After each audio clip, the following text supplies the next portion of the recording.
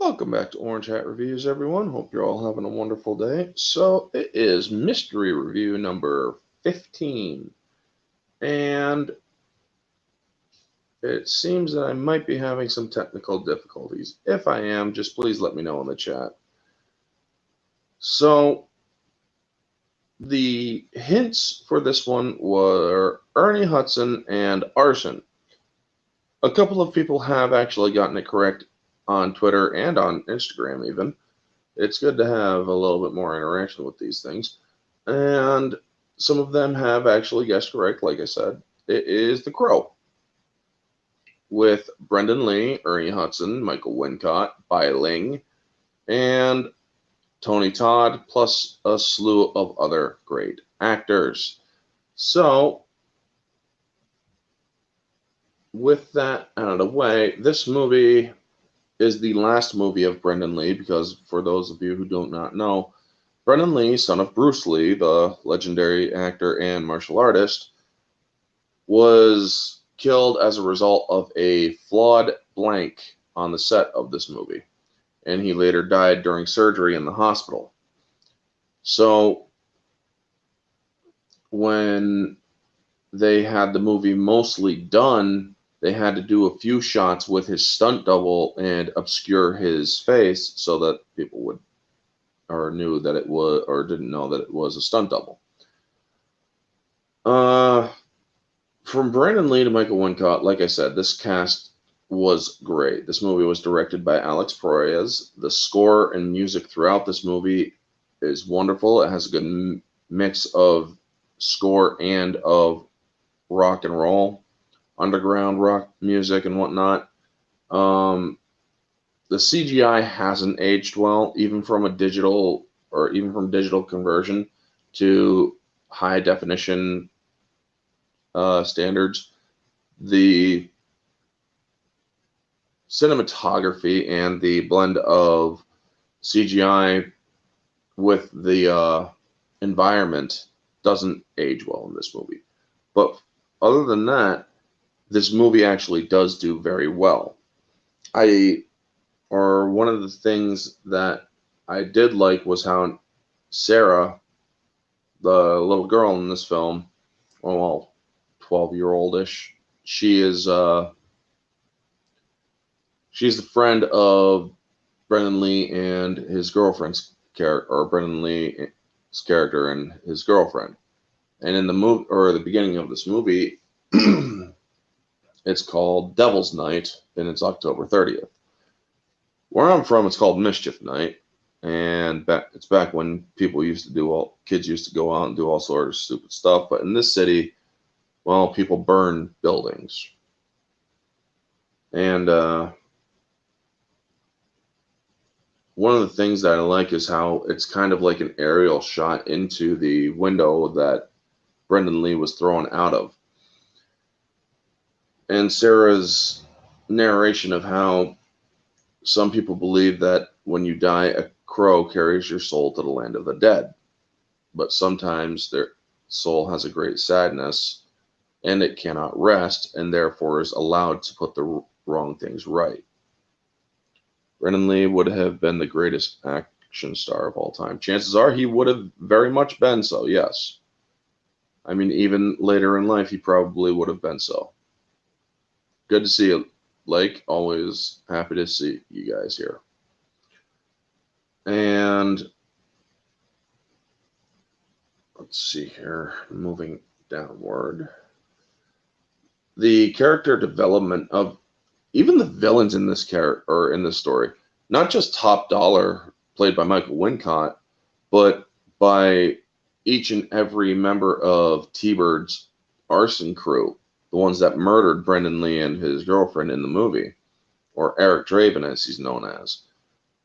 Also, Ernie Hudson's character. You get just enough to see or to understand who his character is, what he used to be. He used to be a detective, but they took his gold shield because he stuck his nose where it didn't, or where people didn't want it to go.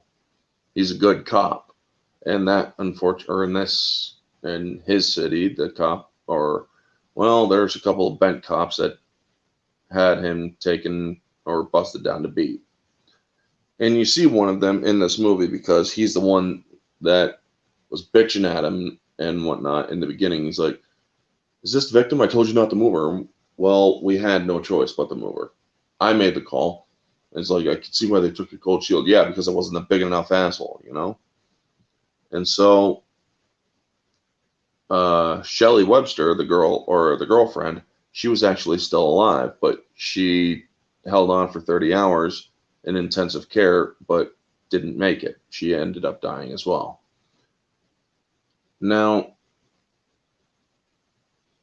this movie then jumps forward a year, where there are a lot of tropes that do this sort of thing in other movies, but this one actually works because in my way, or in my thought process, the reason why he is brought back so much later is because he has, or most of the ties that hold him into the real world or into the living world have been strained so that they can accept that he has to go if they see him.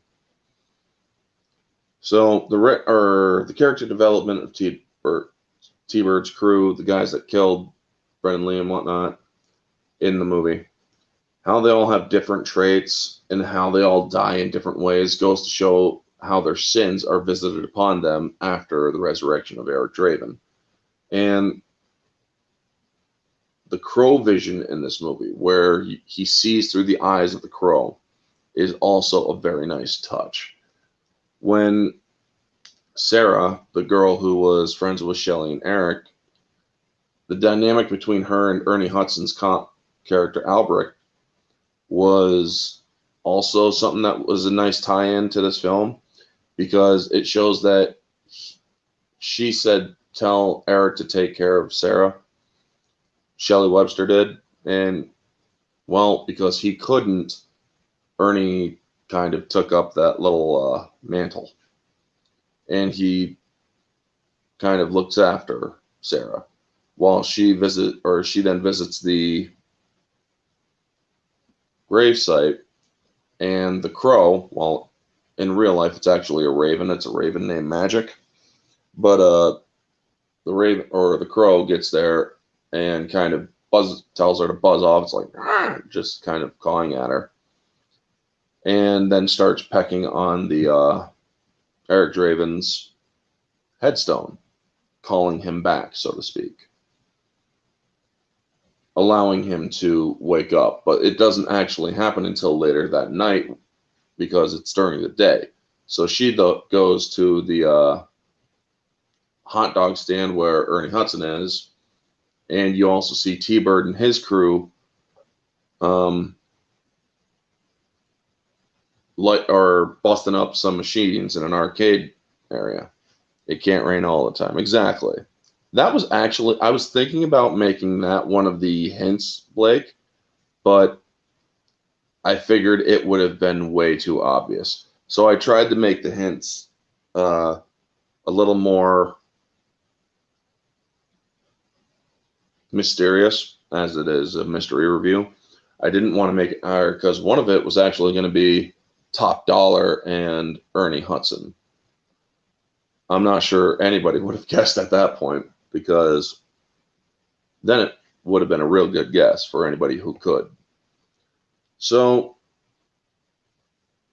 the resurrection of Eric Draven, where he actually pushes out of the grave, where he gets his bearings and then he starts screaming in pain. Basically, it's his body is being reanimated. Basically, everything is.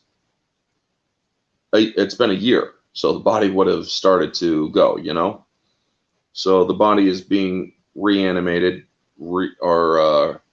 regenerating in a sense, but also the directors wanted it to kind of be similar to birth, where a baby is exited from the womb, and what do? They usually are crying from leaving comfort and into a world of pain.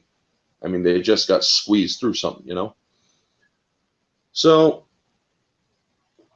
Then you see Eric walking through the town or the area, and the crow is guiding him. Basically, he's afraid of the crow because he's like, oh, whoa. And then the crow is basically letting him know that he has to follow it.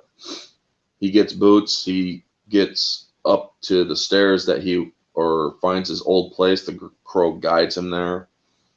And he has to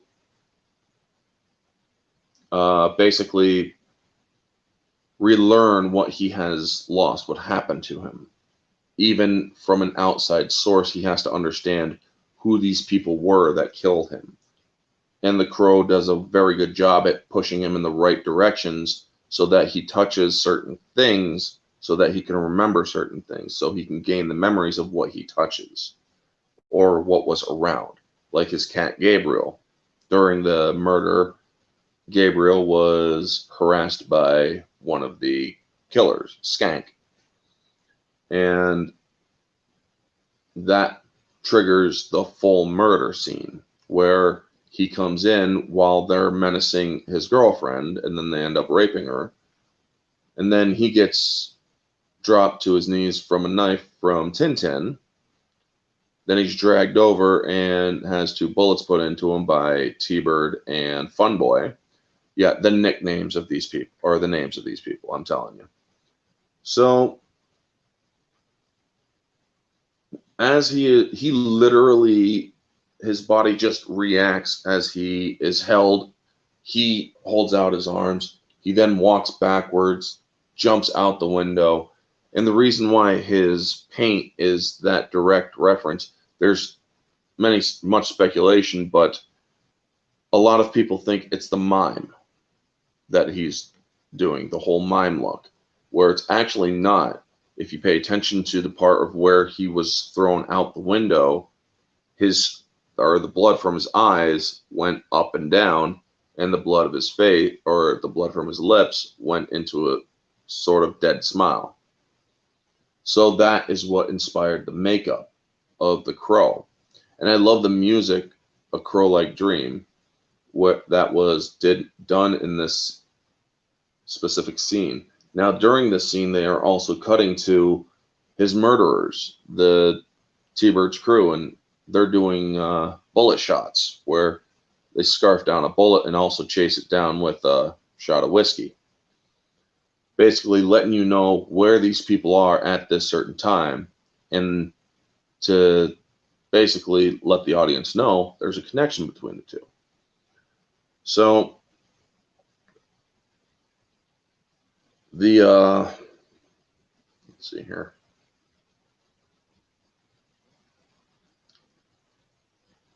The cinematography in this movie, going over the city, this movie was actually based off of a comic book.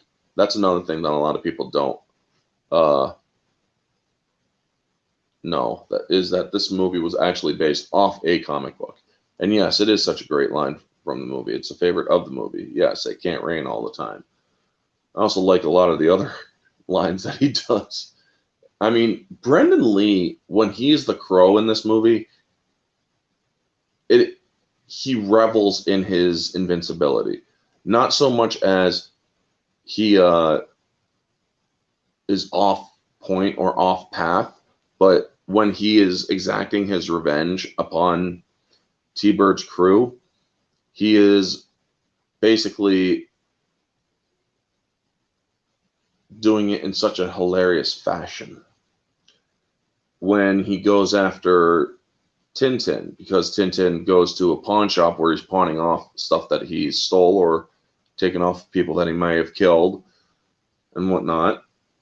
You also see the crow, or him learning that the crow is looking at these certain people. And then you also get, or where he is on top of the roof and just, all right, Jade, good to see you, and thank you for lurking, where he just jumps off the roof and arms out, and you actually hear a pretty loud smash, and then he starts laughing. And when he kills Tintin, he wants Tintin to know who he is. And then, but Tintin is probably just too doped up to care off of the weed, but he's not too doped up to throw knives and kick his ass and whatnot. Now, there are scenes where he laughs off pain. How are you doing, right? Good to see you. And then he gets hit with a pipe by a Tintin, and you feel like he might be reacting to the pain. So I'm guessing that he doesn't feel a lot of pain. It's just incredibly dulled. Tintin shouldn't have played with knives. Yeah, I know, right? And so one of the things I do like about this is when Tintin actually punches him, he's like, okay. And so he just takes what Tintin is throwing at him for a moment, letting him know, trying to basically let Tintin know what you're doing is futile. You are going to die tonight. And then he starts talking to him, and that's when Tintin turns it around on him. He's like, Shelly, yeah, I remember. I shanked her pink ass, and she loved it, which got Eric to drop or to flood anger. So the Crow basically had to show him what was going on after he had just got blinded by anger. And the scene where he throws one knife, misses, and then he throws, or he goes like this and throws it sideways, you actually see the knife go downward in that scene. So that is a small little goof. But I do like how it shows Eric Draven just bitch slap the knife right out of the air. It's like, oh, damn. So then he catches the other one, throws it right back, and pins Tintin to the wall. He's like, victims, aren't we all? So then we're introduced to the club where Top Dollar is, played by Michael Wincott, and his sister by Ling. Sorry, I had something in my eye. And you get a nice shot of a nice tattoo on Bai Ling's back, and also of her ass, which is not bad. But Bai Ling is also a great Asian actress in the 90s and a little bit into the 2000s. I've seen her in a couple other movies. Bittersweet, considering what happened to Brandon, but it is a highly ranked movie for Aussies because it's the breakout for Alex Proyas internationally. Yeah. And the direction of this movie is actually one of its highest points. This was a great movie that was well directed. Proyas did a very good job with it. There's no doubt with that. When you look at a movie like this, where there are some problems here and there, like the writing could have been a little bit better in some areas, but Wincott, his character Top Dollar, delivers great lines in this movie. Now, other writing here and there from other supporting characters could have been a little bit better, but they're well acted. Bad writing, well acting. Good, or that's basically what it is. Now, some of the writing actually is portrayed by Brendan Lee, but he does a good job acting it out. It's just shit writing in a couple of spots. So the introduction to Michael Wincott and his sister, you get a sense that these two are half siblings, but still they're obviously half siblings, but still there is a odd close relationship suggesting a border on incestual. And where the sister is, or she does kind of like a mix of voodoo and witchcraft, where she is more spiritually aware of things and letting her brother know certain energies are aligning against him. But also, I love the scene in or up in their bedroom together. They're like, is she asleep? So they roll a dead woman over who's naked next to him. I think we broke her, which basically does iterate that, yes, it is an incestual relation because they basically are playing with her together. But also near the end where they're kissing rather passionately would also basically confirm it. But anyway, Michael Wincott with the long hair, it's like, jeez, man. And you can tell this guy is screwed up. I mean, he is an arsonist, and he's looking at a graveyard snow globe. He's like, my dad gave me this 12th birthday. And he said to me, or the day you realize, or you grow up the day you realize you're going to die. Right, kitty, sweet home Alabama. So I take it you're finally home. But yes, the scene in or after or Gideon's pawn shop where Tintin had just left before he ran into Eric Draven. The guy who plays Gideon, oh my god, I love that dude had some of the best lines in the movie as well. Well, let's get the back home. Very little in the way of barbers in that area. Yeah, everybody basically had long hair in this movie. Or growing out hair. But anyway, when Eric Draven goes into the pawn shop, and he's like, suddenly I heard a tapping, as if somebody gently rapping at my chamber door. And he's like, what are you talking about? You heard me rapping, right? You're trespassing. And you owe me a fucking new door. So when Gideon shoots him and you see the bullet wound just close up, that is old school backward reel where the blood just flows upward and back in.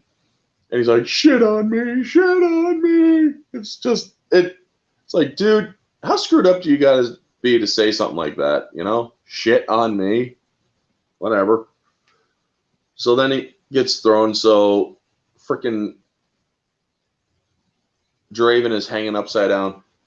Mr. Gideon, you're not paying attention. So he's looking for the engagement ring that he gave to his girlfriend, Shelley. And once he finds it, he's able to remember more things. I guess, yes, that's another great line, Liquid. And this whole freaking scene between Gideon and Draven. Sorry if I'm a little bit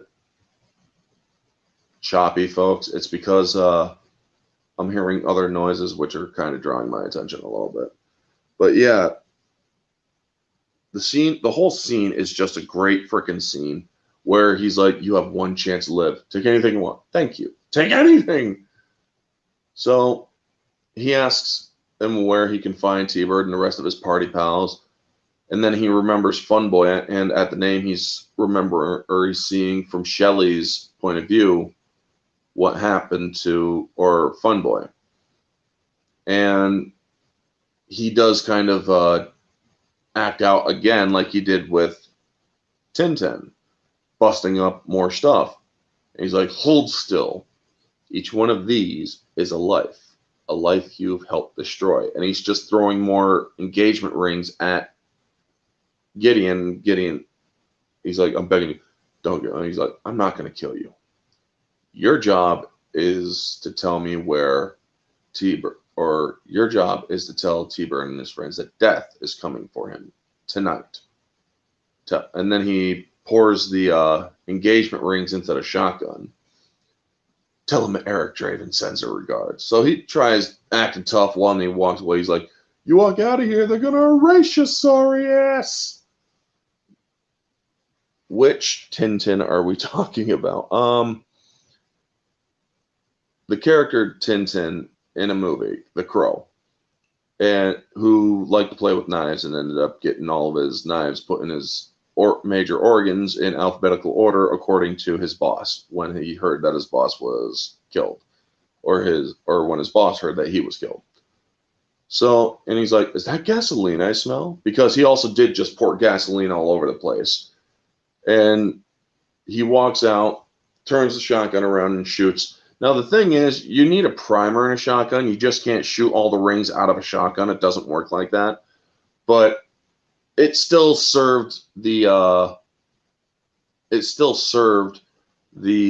purpose for what it needed to do in the movie, where the shotguns basically ignite up Gideon's place, and Gideon just gets out the back and scrapes his head off of a brick wall, but also is trying to get his pants from catching on fire any further.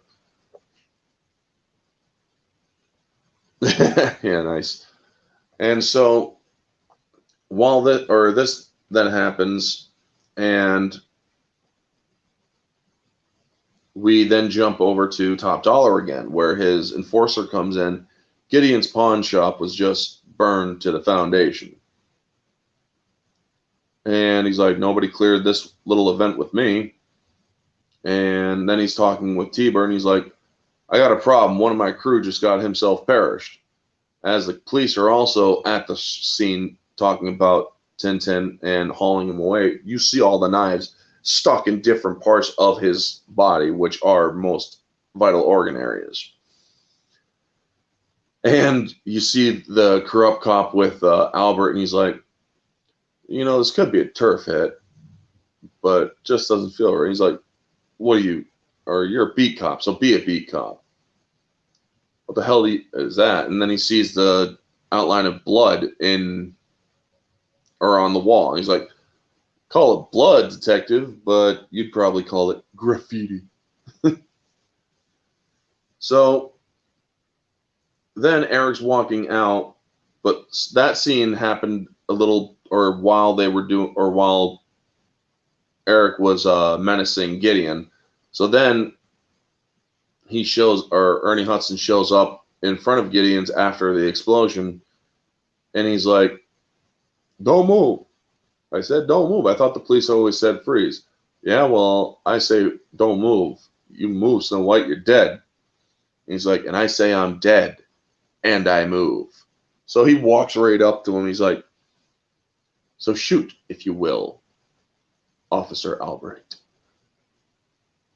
You don't remember me? What about Shelley? Do you remember Shelley Webster? I mean, it's a nice tie-in. And I say I'm dead. Yeah, exactly, Liquid. And he then basically confesses to murdering Tintin, but there's really nothing they can do because, well, he's also dead. So he's like, like the Jackie, you're the guy that murdered Tintin. He died, or he was already dead. He died a year ago, the moment he touched her. They're all dead. They just don't know it yet. And then he sees people looting next to Gideon's shop because the explosion also rocked a couple of the buildings adjacent. And so he tells them to get away from there, and that's when the mine from hell, according to Ernie Hudson, he's like, guy shows up dressed like a mine from hell, and you lose him just like that. At least he didn't do that walking into the wind or walking against the wind. Shit, I hate that. And it's just a great scene. There's hilarity, or there's humor to it, but also seriousness. While he's being humorous, he's also being serious. So when he asks about Shelley Webster, well, he now knows that Officer Albrecht does know more about Shelley Webster. And sorry, my hand itches because I got a small rash on it. But yeah, let's see here. Regards. Then the next scene is where Sarah's about to go out onto the road with her skateboard, and she goes directly in front of a car or a cab, and Eric saves her. So when he holds Sarah, he gets memories of Sarah and Shelley, and then he tells Sarah that the guy couldn't have stopped, and she's like, he was a butt face, I could have made it. And then she sees that he has makeup on. What are you, a clown or something? Sometimes. And then she says, I just wish, or it's more like surfing really, I wish the rain would just stop just once. Can't rain all the time. And she immediately knows who it is. So she turns around and he's gone. So it's kind of like a nice little guardian angel moment where he is still looking out for her in a way, but he also has to remain on point. So when he goes to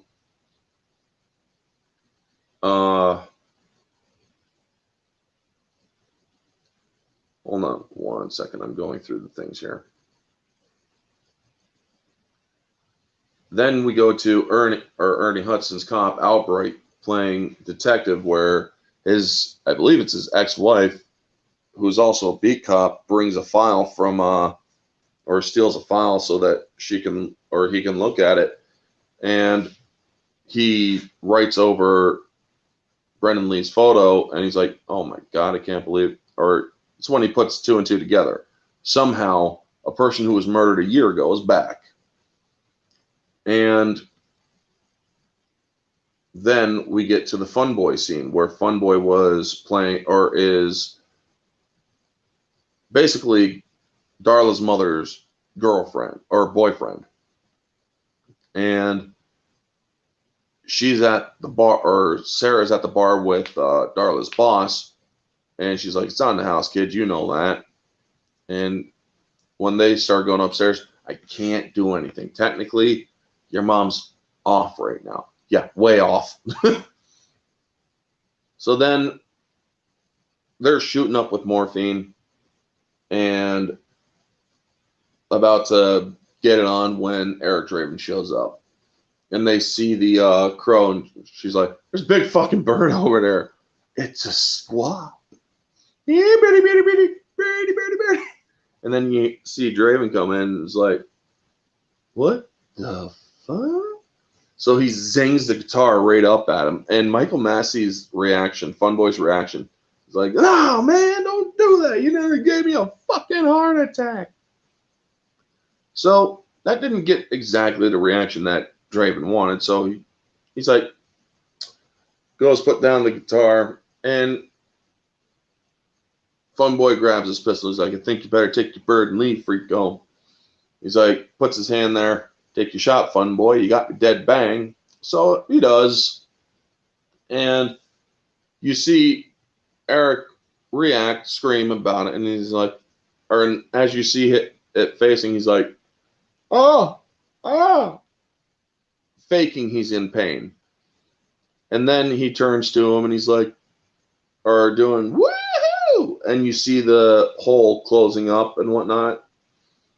And it's a good joke, but it's a very sacrilegious joke because Funboy's like, Jesus Christ. Jesus Christ. Stop me if you've heard this one before. Jesus Christ walks into a hotel. Bang! Out. He puts up 3 nails, or he hands the innkeeper 3 nails, and he asks, boom, shoots him again. Can you put me up for the night? Smacks the gun downward, so Funboy shoots himself in the leg. And he's like, so then he pulls the gun. He's like, does that hurt? Fuck yes, it hurts. Look what you've done to my sheets. And then he passes out. It's like, dude, seriously, that's what you're worried about? So Gideon is also downstairs getting drunk at this point, talking about how he's like, if I wanted ice, I would ask for ice. Now fill it up yourself, macho man. And that's when Top Dollar's enforcer gets there. Now, he's like, you got an appointment. Well, shit on me. And he's like, drink up. So do I bow or do I curtsy? And yada, yada, yada. So then we get to the point where Sarah's mother is in the bathroom hiding from Draven because she doesn't know what the hell's going on. She's still freaking high. She thinks he's going to kill everybody. So he just puts him in a shower to kind of wake him up. And then he grabs her and has her look in the mirror while he injects the morphine from her. And you can actually see that they did a little bit of a CGI movement of the vein inside of her to show the morphine coming back up. And that's a wonderful shot. And he's like, Mother is the name of for God in the hearts and souls of all children. Your daughter is waiting for you out there. Basically putting her on a better path. So she gives one more look at Fun Boy, kind of cries about it, runs out while she's still in her nightie, and everybody's downstairs, and her boss is like, "Hey, good night, Darla." And that's when the enforcer realizes something's wrong, and so he goes up to check, and he sees Fun Boy get dragged out of Fun Boy's been dragged out of the shower or the bathtub, and has all of his needles stuck into his chest and a crow outline around the needles. And then he looks and sees Eric Draven go, shh, and then just backs right out of the window, which is a increased frame shot or a decreased frame shot, which increases the speed of what happens. Or it's the other way around. But anyway, yeah, it's decreased frame shot. But anyway, Gideon is, or then Draven, the scene where Draven visits, sorry, I couldn't think straight for a second, visits Albert. Albert has this he's in his boxers, t-shirt, and his cop hat. That scene alone is hilarious, but also it does have its seriousness to it. The first half of it is a very humorous scene. Freeze! Whoa! Don't ever do that, man. And then he's like, you were dead. I saw your body. You were dead, man. And he's like, you still have your hat on. Hail, brightest day. Great to see you. I'm discussing and going over the crow. And so the crow realizes he's probably going to need a beer for this. So he cracks open a beer. He's like, or he grabs a beer from, he's like, say, are you some sort of a ghost? Boo. I just love that. He's like, boo. And then he just cracks open the beer for him. He's like, I don't know what I am. I need you to tell me what happened to us. Well, you took a swan dive out a window. She was beaten and raped. Died a couple days later. Hey, you asked, man, because he sees how he's reacting to it. And that scene where his reactions, and he's like, read the file. Shelley Webster held on for 30 hours in intensive care, and then her body just gave up. So he hands him the photos, but he realizes he's not getting anything from the photos. So he grabs Ernie, and he feels all of that pain. He feels 30 hours of that pain that Shelley went through. And so he recoils, and when Ernie goes to touch me, he's like, don't touch me. And he cries it out a little bit, and he's like, I just saw her through your eyes. You stayed with her the whole time. And it's really a beautiful scene, because it really does basically confirm that this cop cares a lot about the job and getting justice, even in a town that is overrun with crime. And he's like, I was hoping that she would make it through and be able to give me something to go off of. Unfortunately, she couldn't. And he's like, and so then they have a nice touching moment where he's talking about how Shelley found even the smallest things important, and how he used to find it kind of trivial. And he's like, trust me, nothing is trivial. And so then he leaves from there. And you don't know it at this point if you hadn't seen the movie, but but he also is now armed with his greatest weapon and also his strongest motivation for the end of the movie, for the final act, which then we go to Gideon being questioned by Top Dollar. He's like, I was stabbed. I shot the son of a bitch, and I watched the bullet hole close right up. Other than that, my day sucked. So Michael Wincott killing Gideon after Gideon tells him all that he needs to know. He's like, or getting the story confirmed by his enforcer, played by Tony Todd.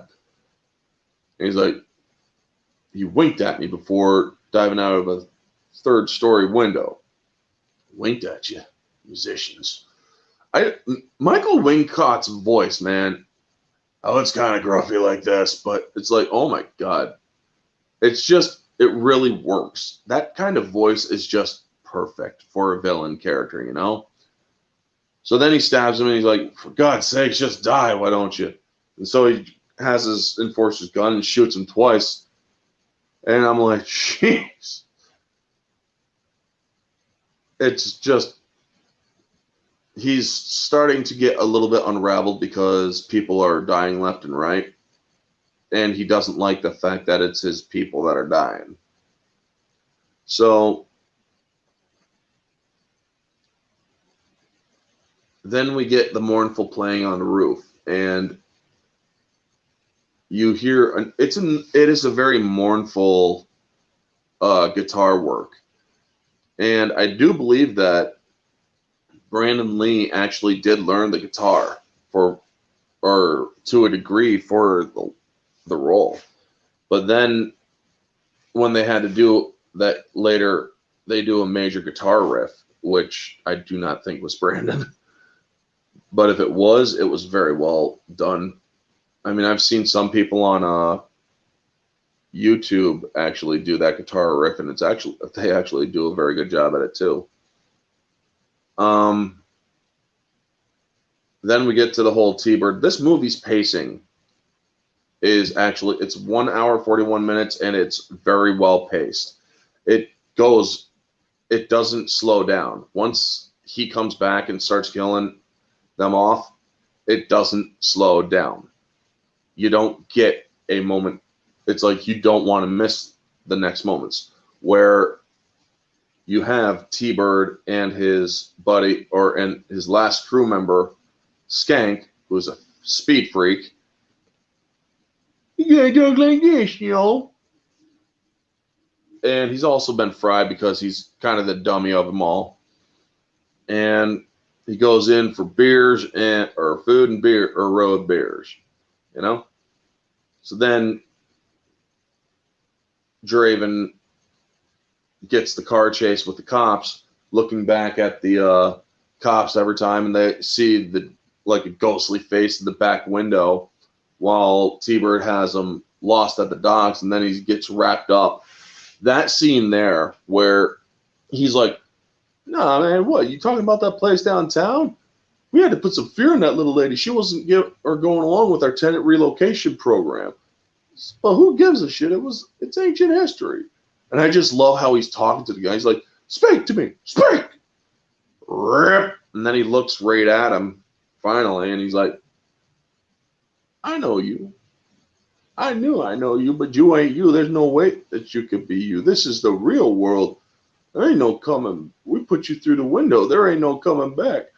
This is the really real world." He's freaking out. I mean, he's probably high too. T-Bird won't be joining us tonight. He came down with a slight case of death. Yeah.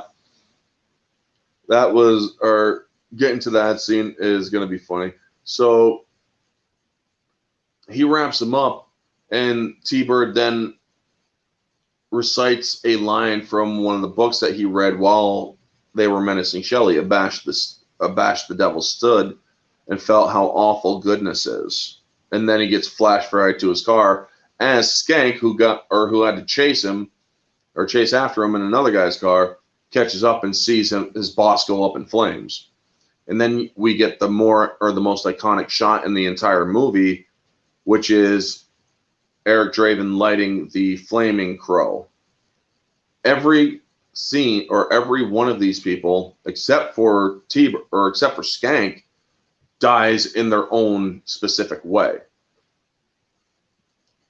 T-Bird gets flash burned to his car. Tintin with his knives, and Fun Boy is shot up with all of his heroin, overdosing him. Where you got frickin' Skank, well, they don't really have a signature for him.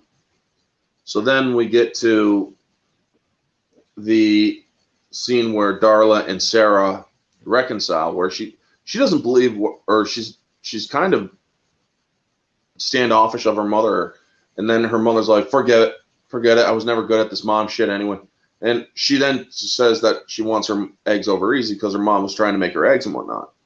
And that is actually a beautiful shot, because it's showing that even though Eric is dead, he's still having a positive impact on Sarah's life, it's just a nice thing that he could do for Sarah to try to get her in a better path. Because Sarah is still, or her mother is a deadbeat mom at this point, but trying to be a better mom, you know? So then Ernie Albrecht gets caught up or suspended for misconduct by the corrupt detective, after the corrupt detective's like, we just fished this out of a river, we're going to have to ID him by his teeth. And he's like, oh, that's T-Bird. Arson was his specialty. Looked like he zigged when he should have zagged. Case closed, detective. And he's like, bullshit. I got you're holding out on me. We got some vigilante character going out there, and you're stealing a file from the cases and whatnot. Who's the character in the painted face? And he's like, I don't know. You're the detective. Why don't you tell me? And so he's like, come on. And I just love friggin' his reaction. He's like, that's all you're going to give me? Come on. Well, he's like, yeah. I didn't want to interrupt your speech. It sounded good. You really ought to write that shit down. So then we get to the scene where Sarah actually goes back to the loft where Eric and Shelley lived. Now, this scene where she is trying to talk with Eric, and he's actually, or before she showed up, he was burning all of the photos and stuff to basically put himself at rest, to find closure for his own death. And then she shows up, and she tries getting him to show himself, but he won't until she's like, the hell with you, I thought you cared. And that's when he does show up. That scene where he's like, Sarah, I do care. And where she goes up to hug him and whatnot, that's not Brandon Lee. That was a pickup after Brandon Lee died. And it still is a nice shot because his stunt double has the exact build of Brandon Lee in the film.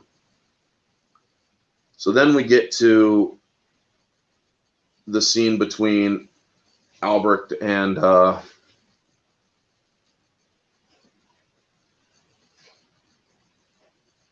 no, wait. The next scene, or before we get to that one, it was Skank IDing Eric for top dollar. And he's like, that's him! That's him! Well, he looked different. His face was all painted up like some kind of dead whore. Me and T-Bird, he sent me in for some road beers, right? Then he drives off, and then he flash fries T-Bird to his fucking car. Oh, T-Bird, here's you, buddy.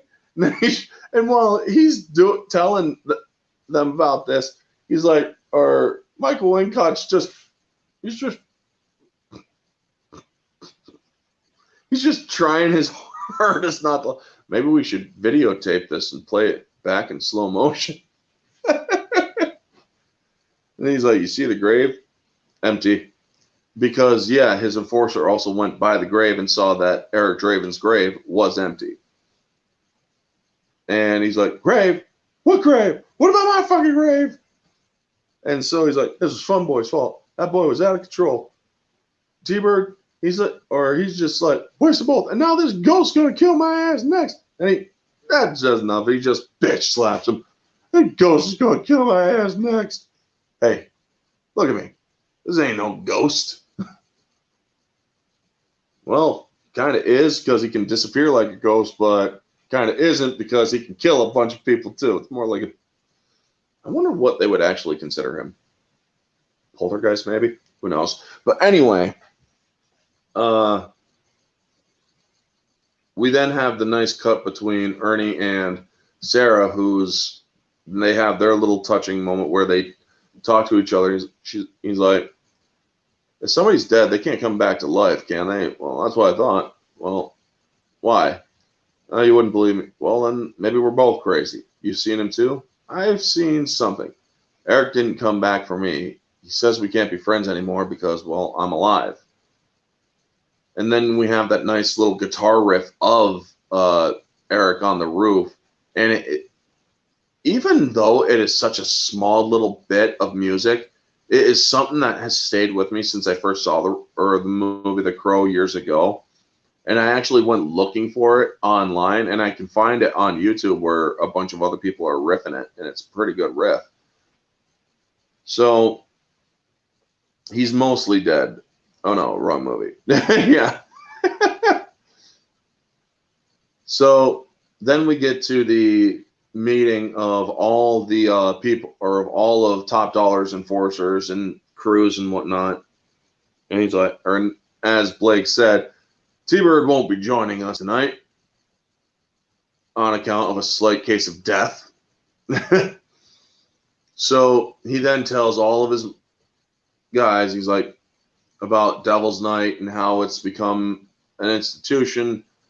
Starts with an idea, attracts others, the idea expands, and then it becomes an institution. And he feels that it's just gotten old, time to move on. And Eric is listening to all this, and you got Skank in there, and he's like, you don't want us to light my fire for the whole city? No, I want you to light a fire so big the gods will notice us again. I want you all to be able to look me in the eye and say, are we having fun or what? And I just love the next line. Like, hey, you, what's your name? Skank? You don't feel that? I feel like a big worm I feel like a little worm on a big fucking hook.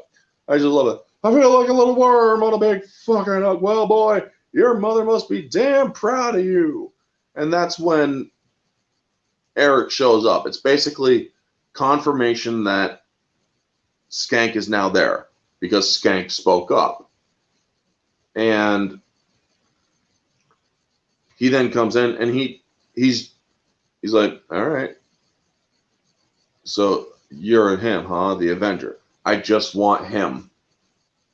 Well, you can't have him. So then they all shoot him down, and well, that's when he goes on the killing spree inside the club. And I'm about to sneeze. Excuse me. Anyway, that scene in the club where he's slaughtering everybody, where he has a sword, where he's shooting everybody, it's pure infinite ammo shooting, you know? And it's just a brilliantly shot and well choreographed scene. Then he catches Snake. He gets on, or Snake, Skank. He gets on, and then he pushes a sword that he just threw on top of the table. Skank is hiding underneath the table because he's the last guy alive. And then he pushes the table pushes the sword down in front of Skank to scare him out from under the table. And then he grabs him. He's like, it's a bad time. I guess it's a bad time to be a really bad time to be a bad guy, huh, Skank? I know Skank. There's Skank right there. Skank's dead. That's right. And then he sees a vision of Skank with Shelly, and it's not pleasant. And then he just throws him through the window. Now, at this point, it is perceived by the Crow that he had fulfilled all that he needed to fulfill. So his body is now more vulnerable, which is an actual brilliant piece of storytelling because it it's basically letting the main character, the Crow, know you cannot continue to stay here. You will become vulnerable as you get closer to your closure, so to speak. So when he's ready to finally go, and as Top Dollar and his sister and his enforcer escape, they put it together, or she knows that the Crow is indeed important. She is more spiritually aware, as I said earlier. So kill the Crow, destroy the man. And so they devise a plan to try to lure him out. And so they see that Sarah is, in fact, connected to Eric. And so they kidnap her. And they allow the Crow to see her. Now, there was a small plot device that they didn't use for the movie where there was this character like Death, where it's a skeleton, but kind of like in a duster and trench coat with a duster on and whatnot. And when he goes to save Sarah, it would return and basically say, this is not your responsibility. It is your time to return to the land of the dead, basically. Well, and that's why they had a few shots in front of the church where the wind picks up. So basically, it was going to be an insert of that character.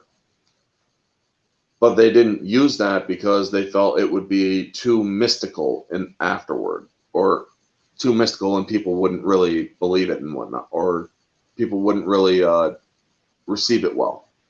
So that concept was actually abandoned. So when he goes into it by himself and they shoot in the scene in the church, I absolutely love how Michael Wincott comes in after the bird gets clipped, or gets basically just this grazing wound, enough to get it so it can't really fly too much for a moment. And I love Michael Wincott. Quick impression for you. Caw, caw, caw, bang, fuck, I'm dead. You know? And when I saw that the first time where it's like, caw, caw, caw, bang, fuck, I'm dead. I'm like, holy shit, dude, that is just hilarious. I laughed my ass off. I couldn't stop laughing at that. And so then he's like, give me the girl and I'll let you walk out of here. Well, let me think about that for a second. So then he shoots him and he's like, oh, fuck. And then he's like, well, I guess we had some enlightening information now, or information in a good turn of events. Don't you agree? So they start going after him because, well, he just fucked up Top Dollar's entire freaking enterprise, you know?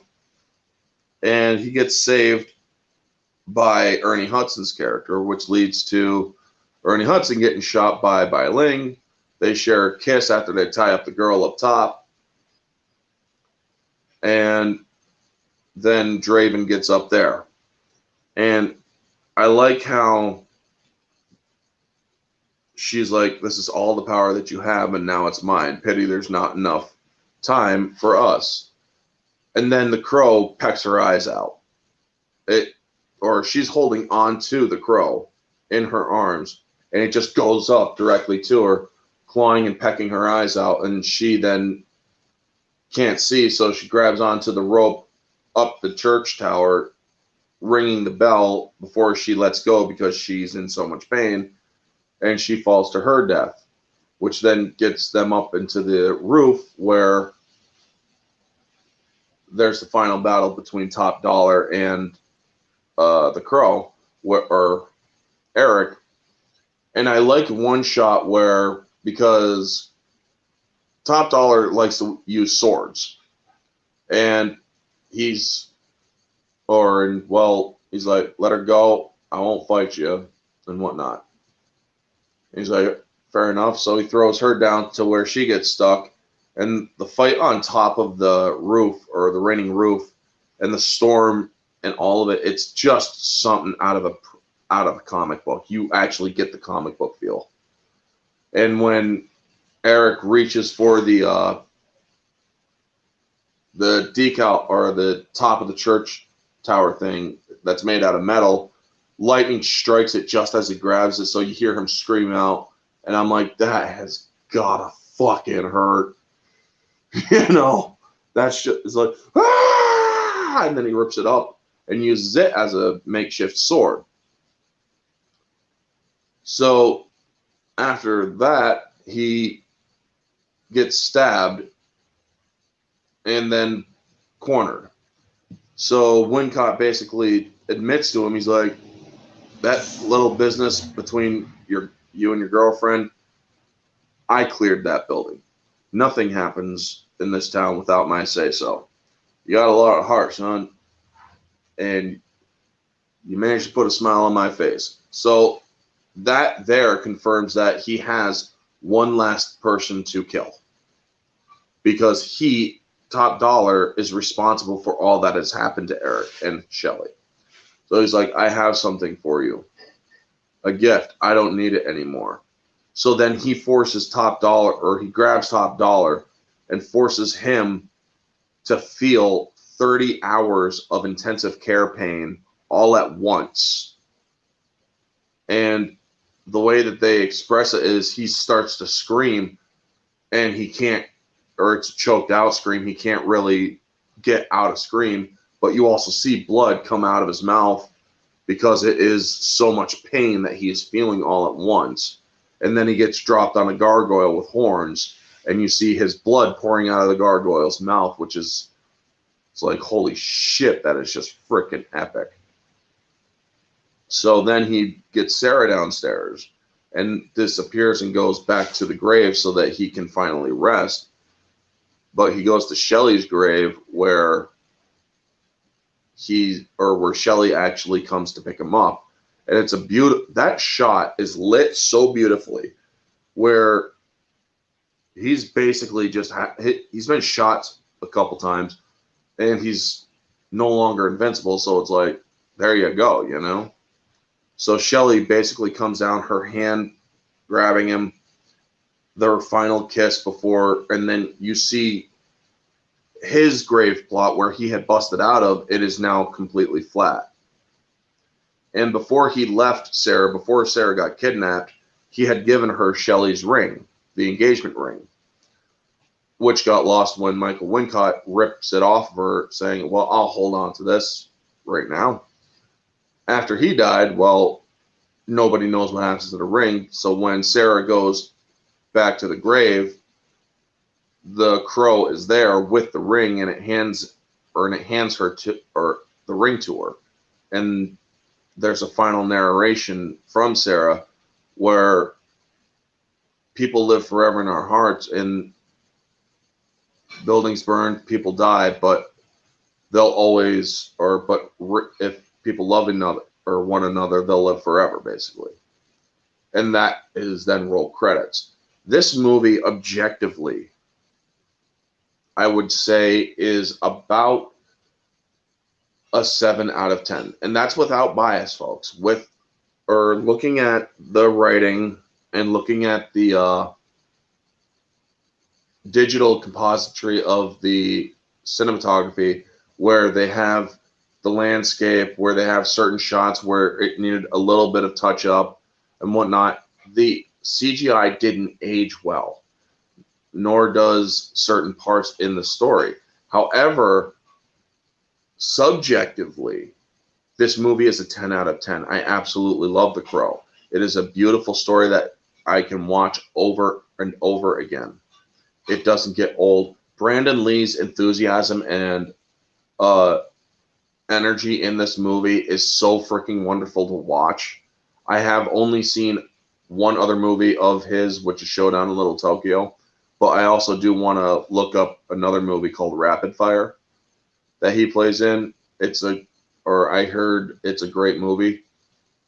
And I just got to say that this movie, The Crow, it being his last movie, is truly a tragedy, because Brandon Lee is and was a great actor, or was a great actor. It is unfortunate that he died because of this movie and a bad blank. But when everything comes down to it, this movie was truly wonderful to watch. Moviegoer, it's 10 out of 10. It is enjoyable. If you like these kind of dark and kind of revenge story movies, this is one that you can truly enjoy. The sequel, City of Angels, I did have the same feel with a different guy playing a different circumstance and whatnot. However, the one with Ed Furlong, Damnation, I think they called it, that one was not good. That one was pure B-rate garbage. Even with David Boreanaz and Edward Furlong, it was just bad. But Brendan Lee's Crow is by far the best version of it. And Crow City of Angels is not as good, but it still had the same atmosphere and same feel to the original. Anyway, folks, that is going to be the review. Thank you to Riot, Blake, Brightest Day, and who else showed up? I believe there was one other, Jade, Shadow. Thank you guys for tuning in, and not next week, but the week after should be, or things should be a little bit more stable.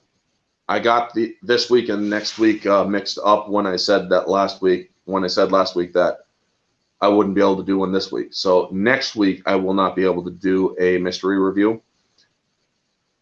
So the week after next, I should be able to do it. Anyway, stay tuned for Friday. I will be discussing Terminator 3. Next Friday, I got the Spectre versus Ghost Rider, I think. Yeah, Spectre versus Ghost Rider. And that is going to be a great versus stream. I hope to see you all there on that one. Returning back to versus streams now. Yeah. Anyway, folks, thank you all for tuning in. I hope you all had a great hour and 7 minutes of me talking my head off about this movie that I love so much. If y'all catch it on the replay, make sure to like, comment, subscribe, share, all that jazz. Let me know your thoughts down in the comment section below. Anyway, folks, this has been Orange Hat Reviews. Always have fun, have a wonderful day, and always stay humble.